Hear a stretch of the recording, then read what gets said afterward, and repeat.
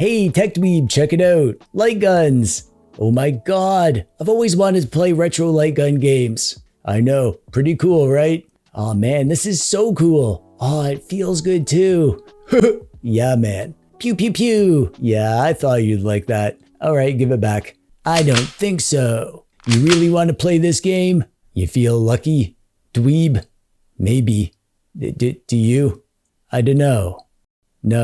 No, I don't, not really. Yeah, me neither. Maybe we shouldn't shoot each other then. Yeah, that's probably for the best.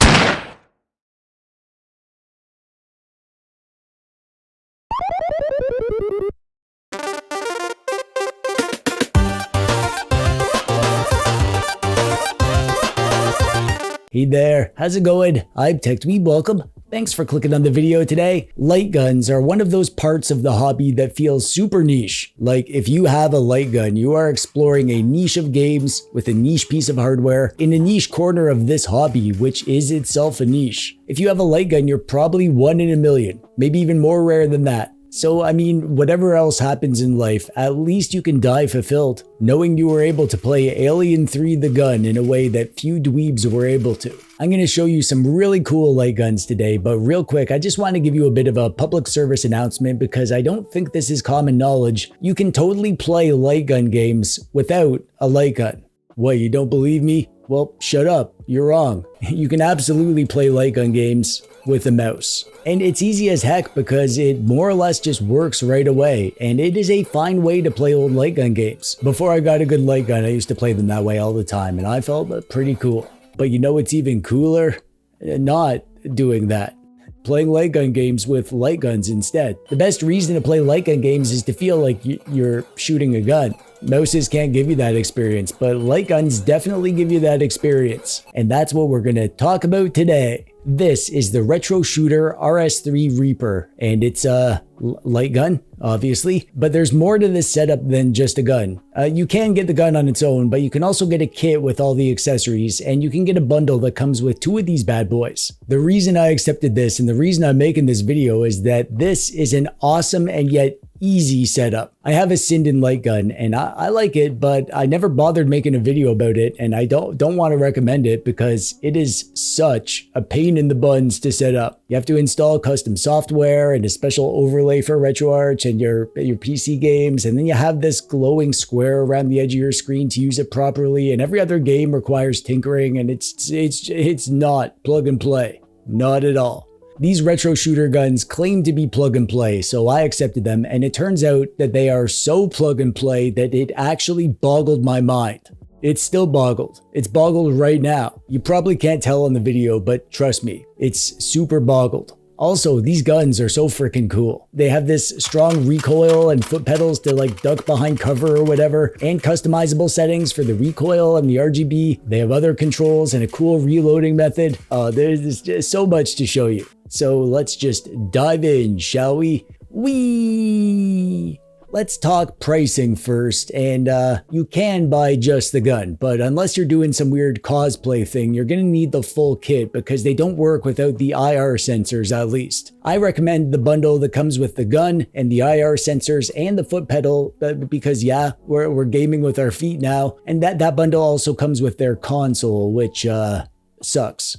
We'll get to that. Unfortunately, there's no bundle without the console, and that one is $220. Or for $75, you get 2 guns, 2 pedals, and a hub that connects it all. That's the bundle I got, and I'd recommend that if you have a friend to play with. A real friend, not like whatever this is. Let's take a look at what we get. It all comes in this big box. There's our 2 Reaper guns, a black one and a gray one, and we'll look closer at those in a bit. And this here is fisheye lens attachments, which you might prefer if your screen is big and you're pretty close to it. This sort of increases the sensitivity of your guns in that situation. There's the home console thing, which again is pretty bad, but yeah, we'll talk about that. And the power adapter for the console, and also an HDMI cable. Now the IR sensors, I already put those on my TV, so I'm not going to take them off to show you. There's 4 sensors, and they attach to each other with USB-C cables. So there's a whole bunch of USB-C cables to connect these up. They can be powered by your TV, so you don't have wires hanging down, and they're held on on by these like double-sided stickers. They also come with mounting brackets if you want to attach them more permanently. And here's one of the foot pedals. You put your foot on there and push it. It's a pedal. You get 2 of those. And also this is the hub, which is to make it easy to connect up multiple guns and the foot pedals and also power them. The recoil needs extra power, so you can plug them into this one thing and just have this one plug for your PC. That's handy. So you get a whole bunch of stuff. Everything you need for fun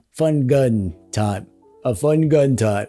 So let's talk about the guns themselves, and these things are nice. Really solid build, great plastic, slick design. I don't know what real guns they're based on. I'm not exactly a gun guy, unless Super Soakers count, but they look cool. They've got some buttons, a weird little D-pad slider nub thing, and everything registers as keyboard commands. And you can rebind them however you want. I've got mine hooked up to my big TV arcade stick setup, so I didn't bother rebinding anything, but if you're running a pure gun setup, with no keyboard, no controller, you can use the buttons on the gun itself for whatever functions you need. There's also a big old reload button on the bottom of the handle. You can pretend you're dropping a mag and slapping in a new one. Super immersive. Or you can just use the foot pedal, which is easier, but less fun. Let's be real. And in this little hole here, we have some dip switches to set your options. You got player 1 or 2, recoil strength, RGB lighting style. There's a few settings to toggle with these. The manual is pretty janky and disorganized, but it explains everything fine if you need to know what does what. And this switch changes the firing mode. Single shot, or no recoil, or full auto. The recoil is beefy by default. Mine almost flew out of my hand. Definitely turn that down unless you want to shake the fillings out of your teeth. Overall, the recoil feels awesome. I love the immersion, and the customization is great. All the options you need. It works great by default out of the box, and you can tweak it to your heart's contentment. I had a section where I was going to show you the console, but you know what? I'm not even going to set this up to show you. This console is just this basic system with a few demo games. I think the company wanted this to be like a place where developers could release their games, but it's pretty much dead in the water right now. Can't load emulators on it or ROMs onto it. I guess it's fine if you want something plug and play just to try out your new guns, but don't plan on playing with this thing very much. However, the bundle that includes the console is only $5 more than the bundle without it, so that's why I'm not going to complain too much about it. For $5, sure, you'll get $5 worth of fun, maybe, but not much more than that. The good news is that you don't need this console in any way. You can run these guns on any setup, and here's the thing, they will just work. Probably. I can't speak to every setup, but I tried them on my Botocera Raspberry Pi and my RetroBat PC build, and in both of those situations, the setup is so freaking easy. The IR sensors stick to your TV with a double-sided tape, and they daisy chain together with USB-C cables. And you can power them with the USB-A port on your TV. And the cables are light enough to tuck behind it. I just taped the extra slack back there like the cable management badass that I pretend to be. It's nice and unobtrusive like that, and the IR sensors don't look too bad, so I'll be leaving this on my TV. Now, what isn't unobtrusive is the cable situation. I'm in a bit of a spaghetti crisis over here. But to be fair, lots of this mess is from my arcade stick setup. The guns themselves use 4 cables in a 2-player setup. You got USB cables for data and power, plus an extra cable for the foot pedals on each of the guns. You don't need the pedals though, and you don't need a separate controller or arcade stick either, because you can rebind all the gun buttons. But still, I think these really shine in an arcade setup, like my X-Arcade stick that I have set up here. I made a video about this bad boy. I put spinners on it too since that video, so now I can play spinner games. And also light gun games, obviously. The setup is literally just plug everything in, and that's it. Windows sees the guns as a mouse, and you can actually use them like a mouse. If you want to do Windows stuff with a gun, like some kind of psychopath. All right, Windows, give me all your security updates or I'll shoot. No, I don't want to switch to Edge. Bang, bang, bang. Ha ha ha. There is calibration software if you need it. My gray gun was dead on, but the black one was slightly off, like a few pixels to the left. So I used the calibration thing to adjust that. The software is easy. You just run it once and calibrate, and the settings are saved directly on the gun. You don't need to have the software running when you use the gun, so that's nice. I'm running RetroBat off a USB stick. I'll link to my recent RetroBat video below if you need help getting RetroBat going. RetroBat is like an all-in-one emulation program that's easy as heck to install. I have a Final Burn Neo ROM set for my arcade games, and I just enabled the Light Gun Games custom collection in RetroBat, so all my Light Gun games are here,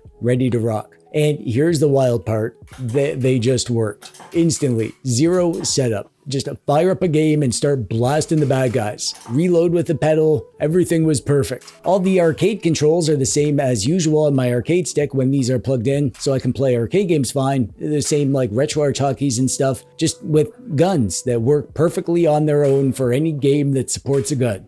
Beautiful. Like I said, I used to have a Sinden gun and I liked playing with it, but I still kind of hated it. It's just so fiddly and it's always so annoying to set up. These retro shooter guns, they just work. I tested them on my PC with RetroBat and my Raspberry Pi with Botocera, and the same deal there.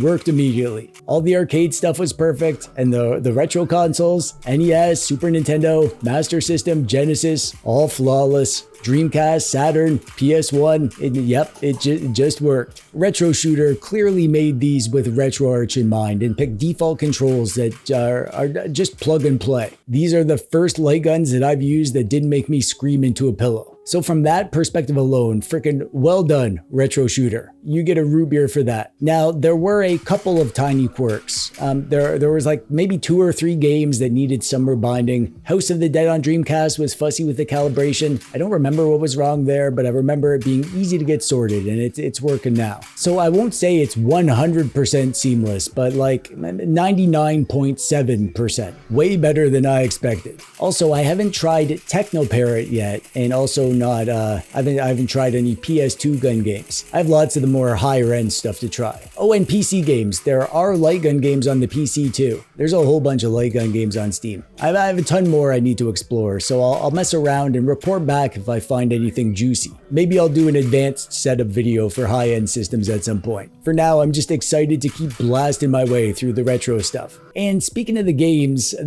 I have tried, oh man, there are so many great retro light gun games. Obviously, all the Dreamcast and PS1 games are more graphically impressive and modern, and they're fun as heck, but I really like the older retro ones. Like the old sprite-based arcade shooters, and even Master System and Mega Drive and Nintendo and Super Nintendo. I was thinking of showing you a bunch of them in this video, but there were so many that I'm actually going to need to do a separate video about my favorite light gun games that I've discovered. And also, like I said, you don't need light guns to play light gun games. You can play them with a mouse, and they're actually really fun like that too. So I'll show you how to do that in my upcoming light gun games video, and you're gonna want to get subscribed if you haven't yet so you don't miss that. Now, it's not all sunshine and pickles over here. I do have a few gripes. Nothing major, but still worth mentioning. First off, the IR sensor setup is kind of not ideal. You need to stick 4 of them to your TV, 1 in each corner. It's not just one sensor bar like on the Wii. I don't love sticking gadgets onto the side of my TV with like stickers, if only because it feels icky. The Sinden guns don't need any of that, so point goes to them for elegance.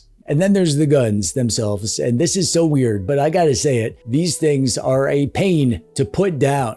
I mean to physically put on a table or whatever. There's buttons on every side, so no matter how you lay them down, there's something getting pressed. Sometimes they're vibrating, sometimes they send key presses to the PC. If they're pointing at the TV, they hijack your mouse and it makes it impossible to use until you point them away. I tried to make a cardboard holster for them to put on the side of my stick, but even then the buttons just kept getting pushed. So for now, I'm just hanging them by the cable until I figure something else out. I need a proper gun rack or something, or maybe a dedicated gun butler. If any of you out there would be willing to be my gun butler, just let me know in the comments. Also, cords. So many cords. I'm in full spaghetti disaster mode over here. 4 more cables for 2 guns and 2 pedals turned my setup into this monstrosity. Again, part of the problem is my arcade stick is far from the TV, but still, this is just chaos. If there's a beautiful cable management solution for this, I haven't found it yet. I'll figure something out, but in the meantime, my mom is not impressed with the state of this place. Also, one last thing about the documentation and the software. The product manual is really poorly designed.